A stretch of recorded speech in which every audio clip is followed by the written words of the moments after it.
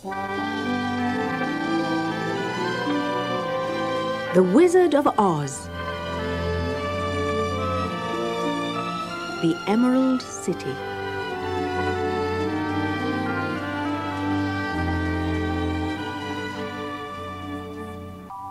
When the last glimmer of light disappeared from the forest, the travellers camped under a large tree.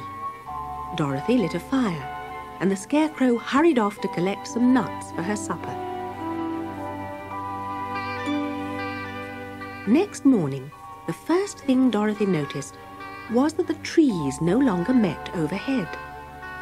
Perhaps, she thought, they were at last coming to the end of the forest. The travellers pressed on, and soon they came to a broad, fast-flowing river. They gasped with pleasure when they saw what was on the other side. It was a beautiful country of green meadows dotted with bright flowers. Trees laden with succulent fruit lined the road of yellow brick. "The Tin Man will have to build a raft so we can cross the river," said the Scarecrow. The Tin Man got to work with his axe, and some hours later the travellers stepped onto a raft made from logs.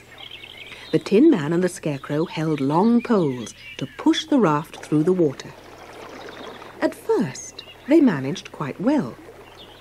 But when they reached the middle of the river, the swift current swept the raft downstream, farther and farther away from the road of yellow brick.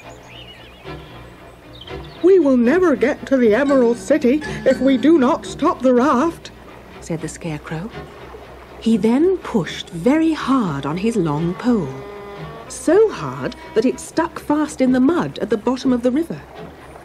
Before he could pull it out again or let go, the raft was swept away, and the poor Scarecrow was left clinging to the pole in the middle of the swirling water. "Goodbye!" he called after them. The Lion spoke just as the Tin Man was about to cry for his lost friend. "Something must be done to save us. I think I can swim to the shore and pull the raft after me if you will only hold fast to the tip of my tail." The Lion sprang into the water, and the Tin Man held onto his tail. Big as the Lion was, it was hard work for him to pull the raft to shore. But eventually he got them out of the current, and then Dorothy took the Tin Man's long pole and helped push the raft to land. They were all tired out when they finally stepped onto the pretty green grass. But they were worried about the Scarecrow, and after a few minutes' rest, they began to walk back along the river. Soon they saw their friend perched on his pole in the middle of the water. No one knew how to save him, so they sat down and gazed wistfully at the sad, lonely figure. Presently, a stork flew by. "What are you doing here?" asked the stork. "We're wondering how to rescue the Scarecrow," said Dorothy. The stork looked at the Scarecrow. "If he wasn't so big and heavy, I would get him for you." "Oh, but he's not heavy at all. He's only stuffed with straw. If you could bring him back to us, we would thank you forever." "Well, I will try," said the stork. She flew to the Scarecrow.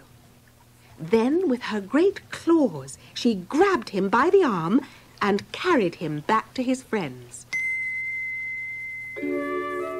The Scarecrow was so happy that he hugged everyone, even the Lion and Toto. Then the kind stork flew away, pleased to have helped someone in trouble. The travellers walked along the smooth road of yellow brick, the Scarecrow singing "Dol-de-rol-di-o" at every step. Wherever they looked now, there were green fences and green houses, and the people all wore emerald green clothes. "We must be getting near to the Emerald City," said Dorothy. And as she spoke, a beautiful green glow appeared on the horizon. At last, they arrived at the great green wall that surrounded the Emerald City.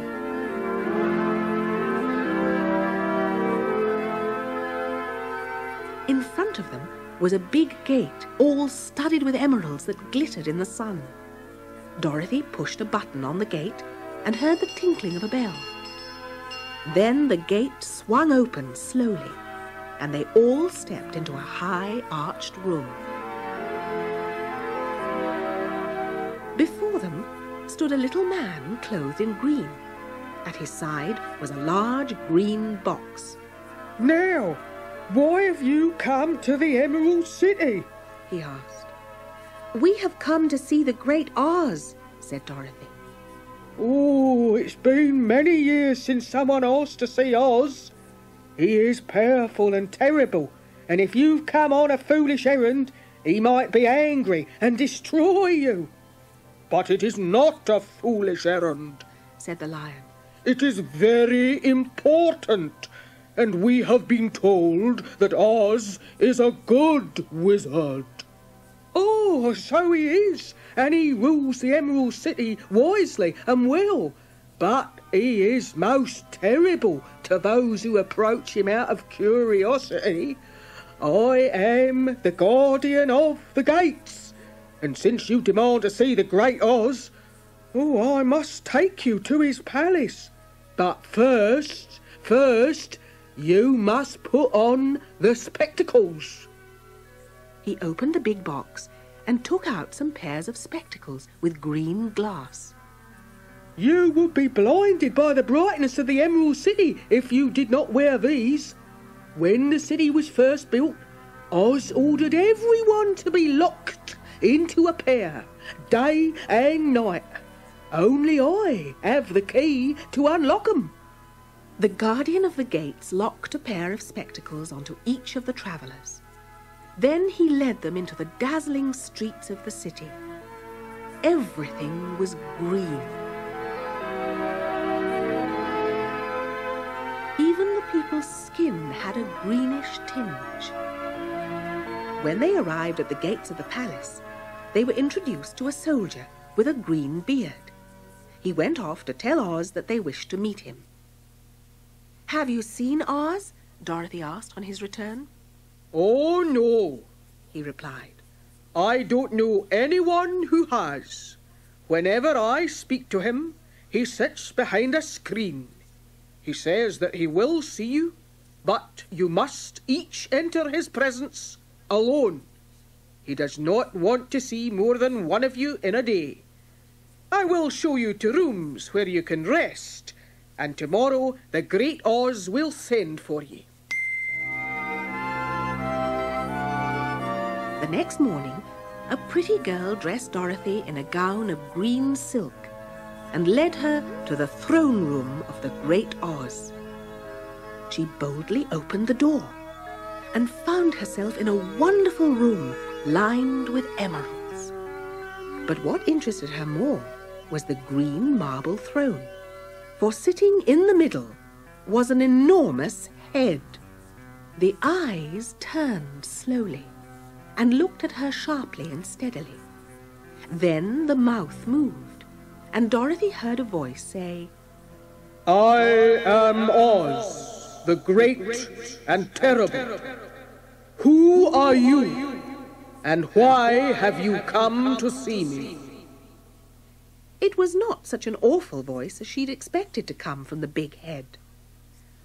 I am Dorothy, the small and meek, she replied, and I have come to you for help.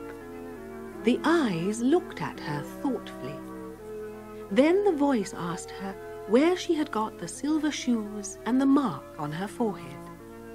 Dorothy told the story of how her house had landed on the Wicked Witch of the East and killed her. Then the voice asked, What do you wish me to do? Help me get back to my Aunt Em and Uncle Henry in Kansas.